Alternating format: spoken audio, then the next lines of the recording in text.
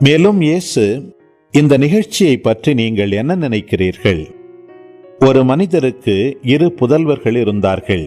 அவர் மூத்தவரிடம் போய், மகனே, நீ என்று திராட்சை தோட்டத்திற்கு சென்று வேலை செய் என்றார். அவர் மறுமொழியாக, நான் போக விரும்பவில்லை என்றார்.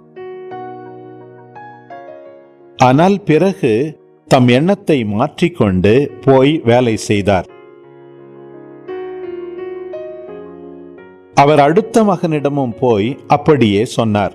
அவர் மறுமொழியாக, நான் போகிறேன் ஐயா என்றார். ஆனால் போகவில்லை.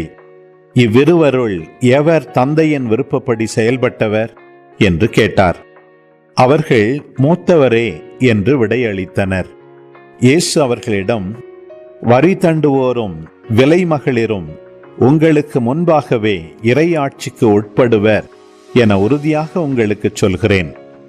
ஏனெனில் யோவான் நீதி நெறியை காட்ட உங்களிடம் வந்தார், நீங்களோ அவரை நம்பவில்லை. மாறாக வரி தண்டுவோரும் விலைமகளிரும் அவரை நம்பினர். அவர்களை பார்த்த பின்பும் நீங்கள் உங்கள் எண்ணத்தை மாற்றிக்கொள்ளவும் இல்லை, அவரை நம்பவும் இல்லை என்றார்.